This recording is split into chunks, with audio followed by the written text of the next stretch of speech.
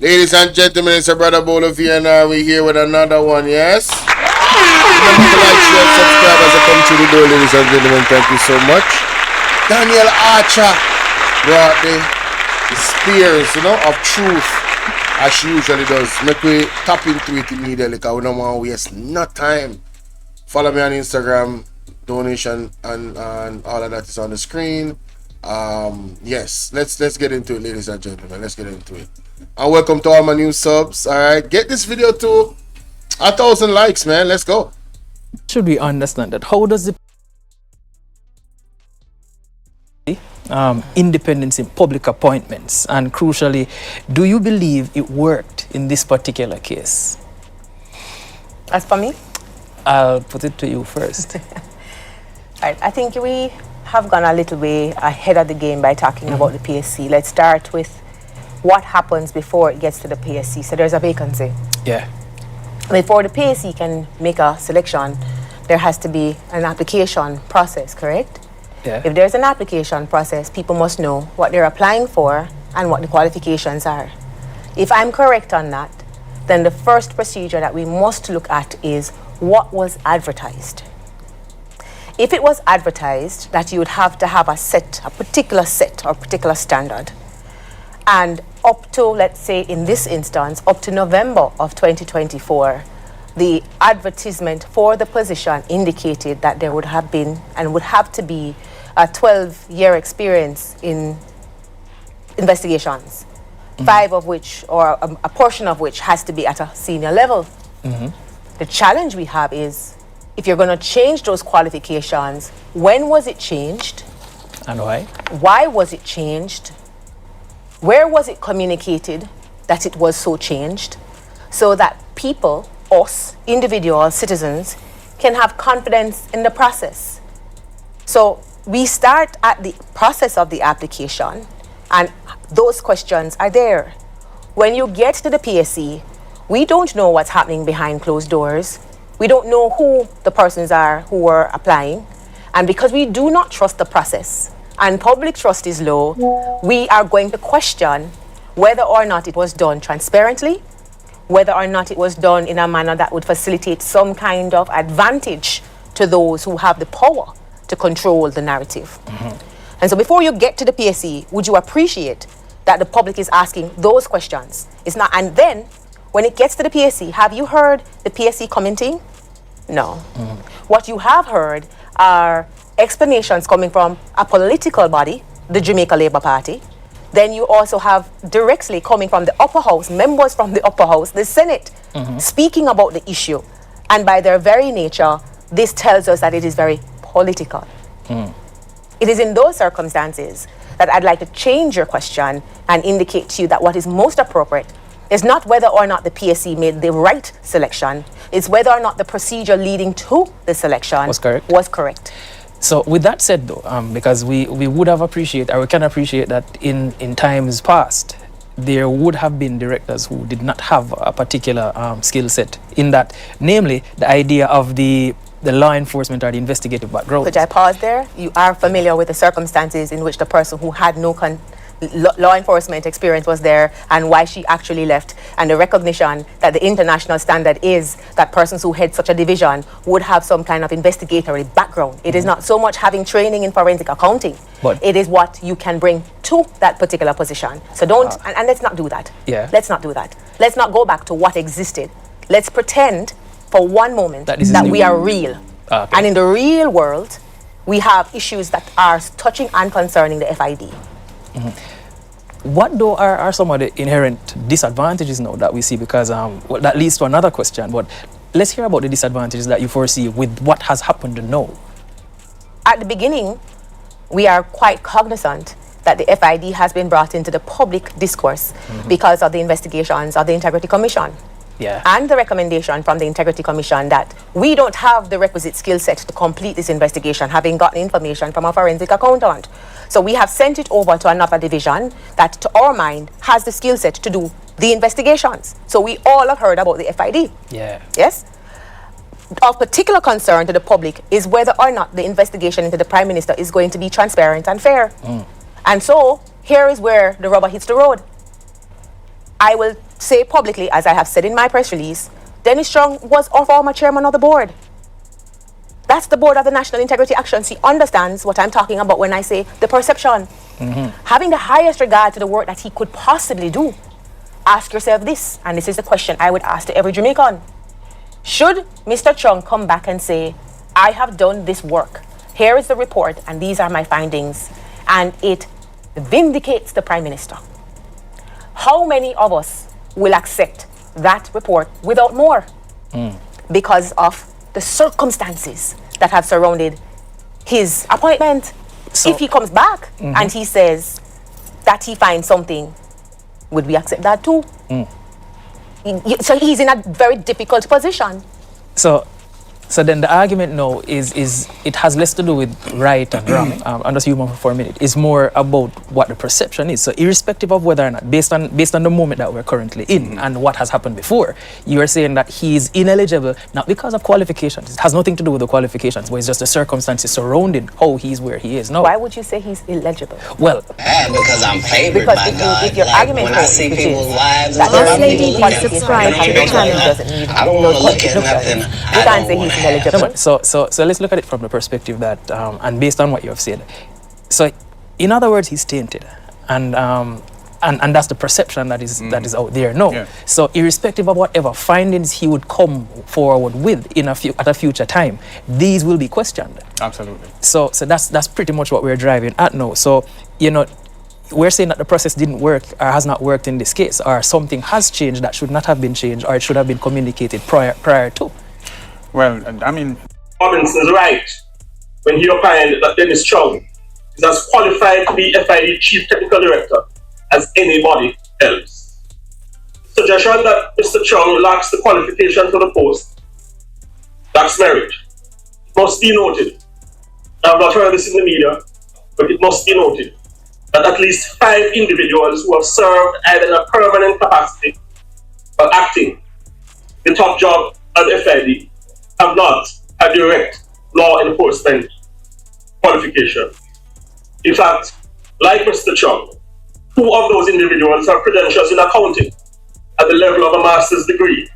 One had qualification in business administration and economics.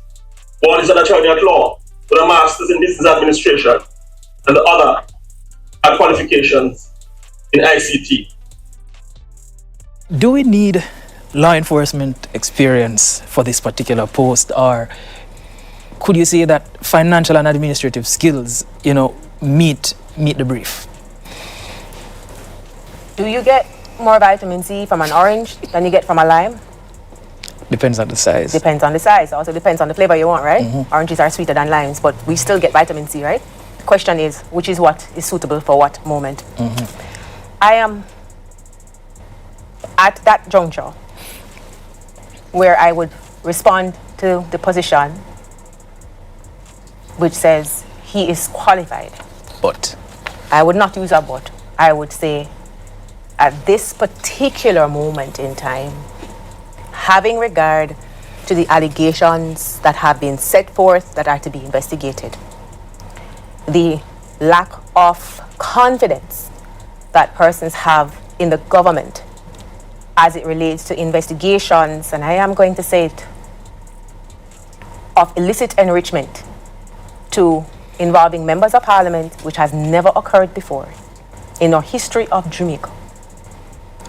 That the public needs to have confidence that there is going to be a thorough, fair investigation into what the allegations have been made out.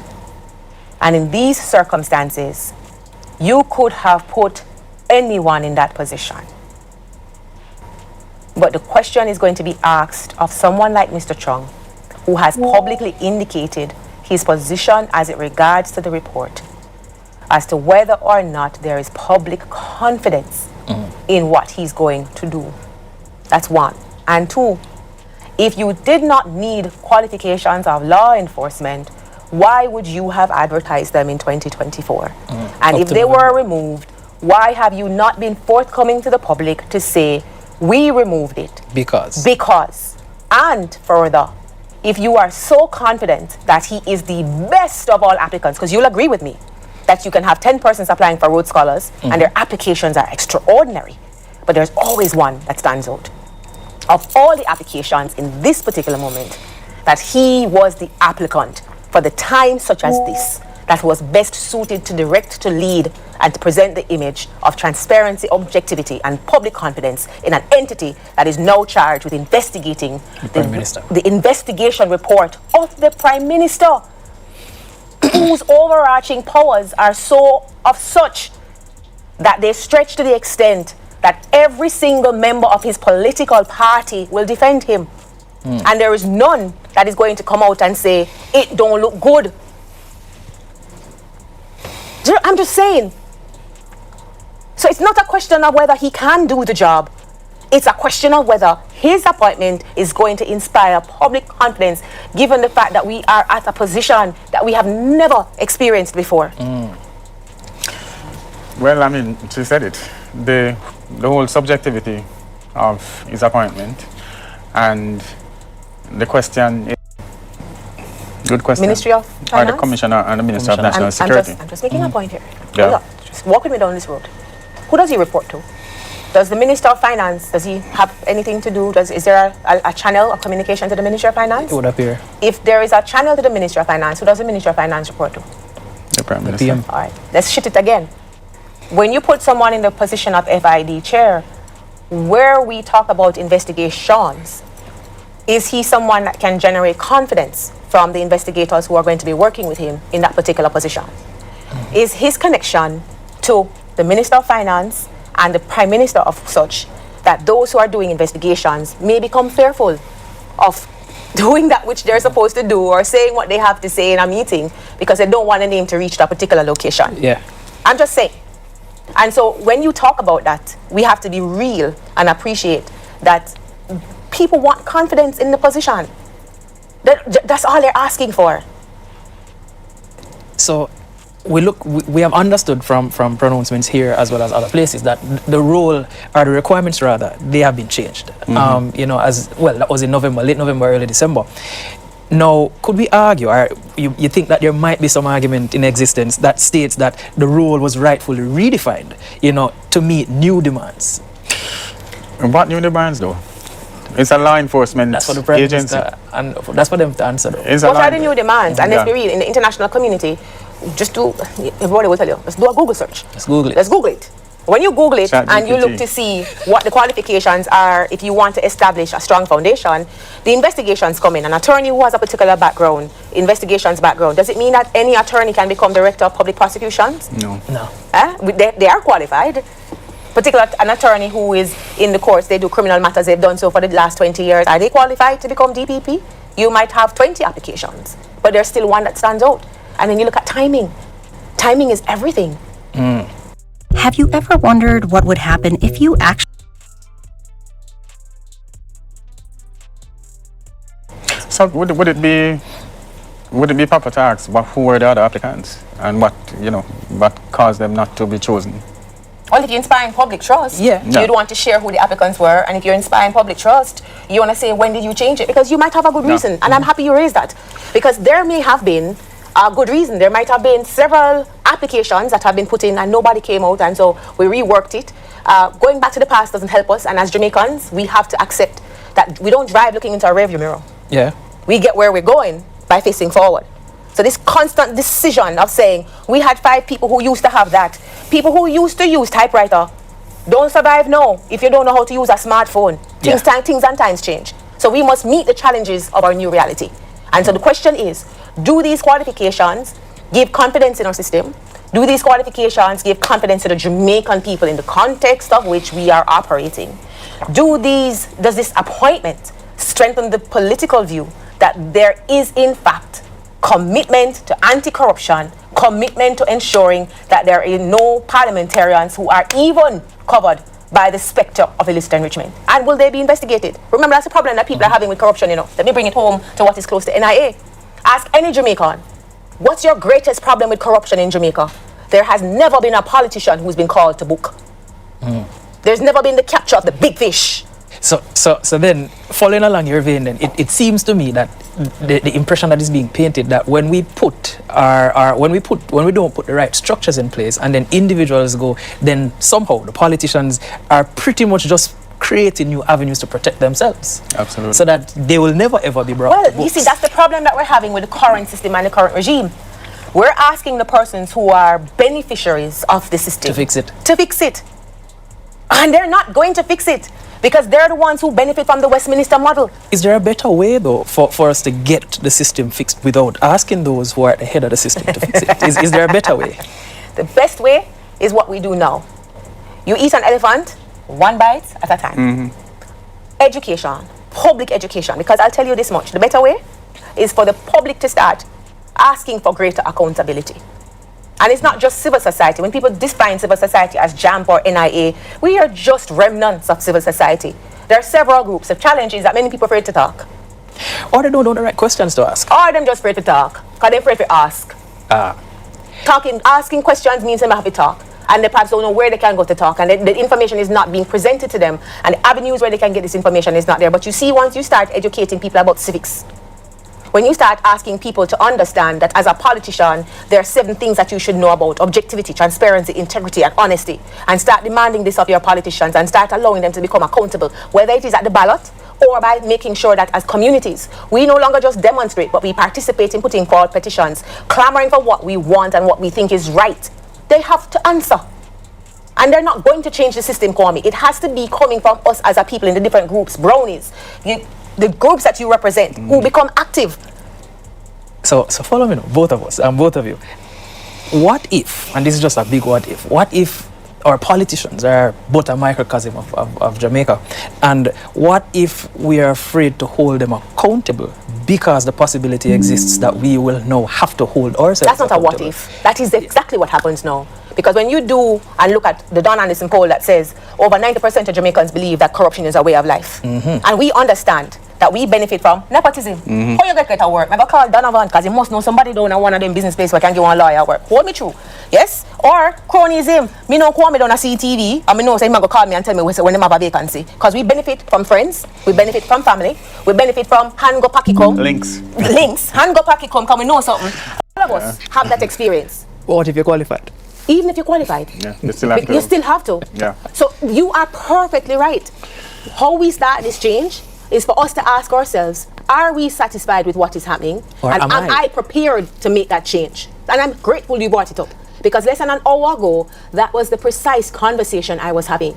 I indicated that change will never come, Kwame, until as a people and as Jamaicans, we accept what we want to see. So if we perceive politicians to be corrupt, and we have no issues with politicians putting their friends in positions and politicians using their powers to get more assets, and we don't have a problem with that because scamming mentality is really large and in charge, then that's fine. That's the Jamaica that we want. And people like Danielle and Jeanette are just spitting in the air because people really don't want to change, because at the end of the day, you are right.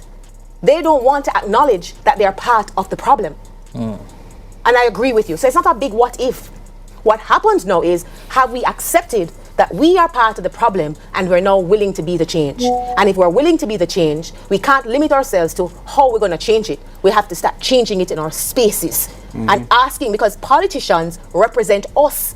They come from us, you know. I feel we family then come from, you know. Them are my family, my friend, my family, my uncle, my cousin. All the way. Then I just grow up overnight. I know weed. So if you accept that they come from us and they represent us, it must be that they are talking about the things and the elements and the values that we hold true. If they are not people who are holding our values, why are you supporting them? Just asking for a friend. For a friend. Yo, this is why I love this lady.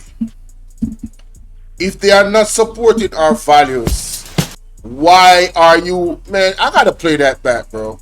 See, I was just looking for what she was saying and listening because I just want to get cuts of it. My uncle, my cousin, all the way.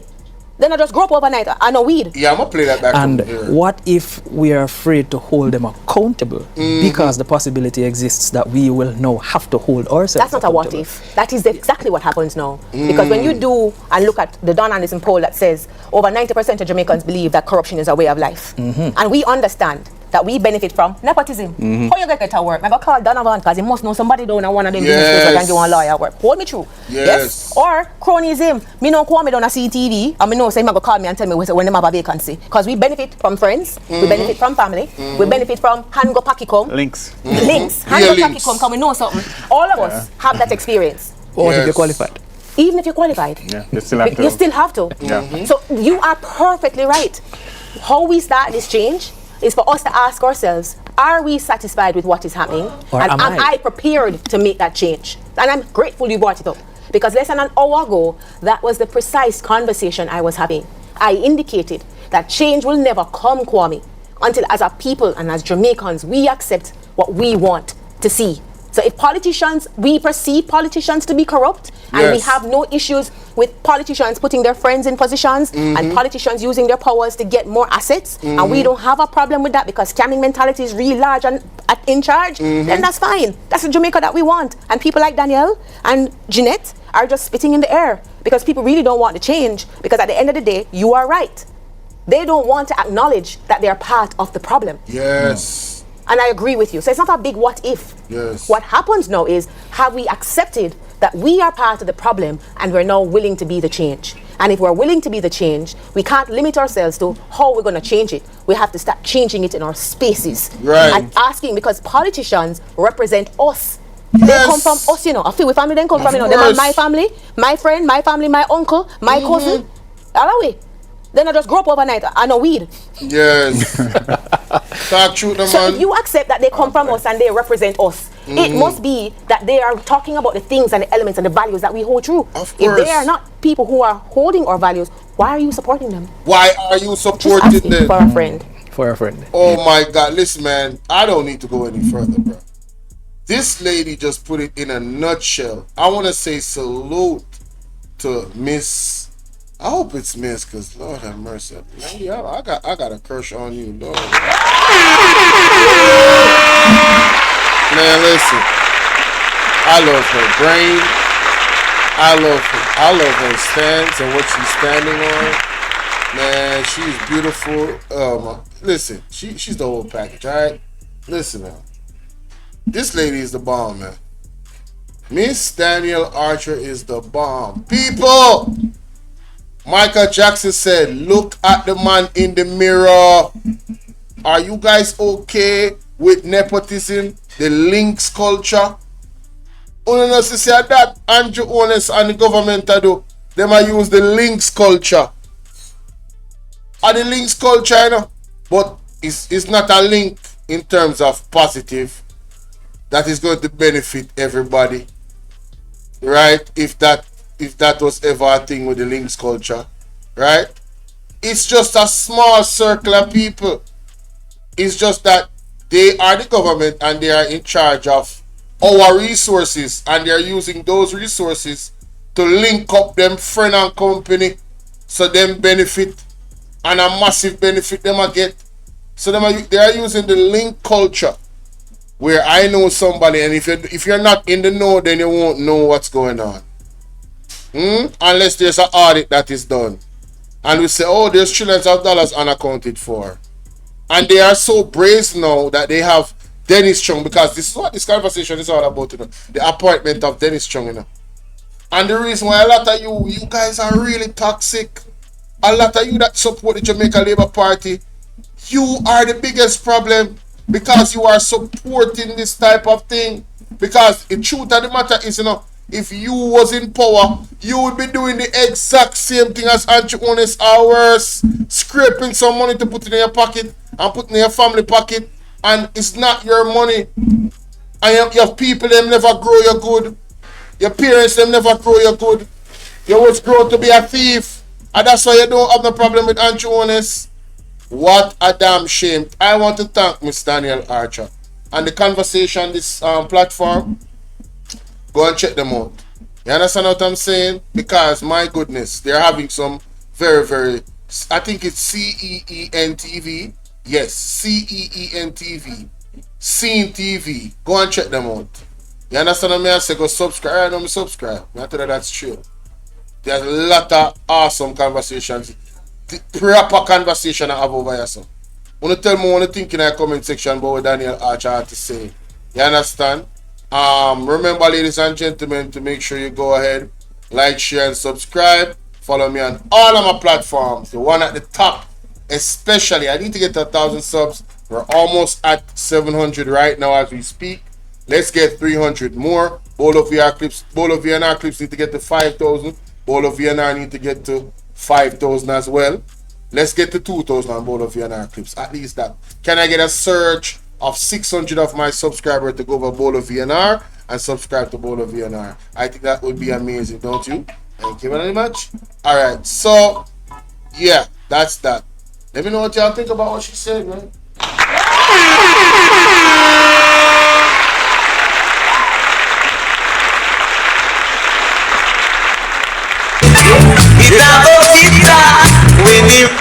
Time come. Some are got charged for corruption. Oh yes.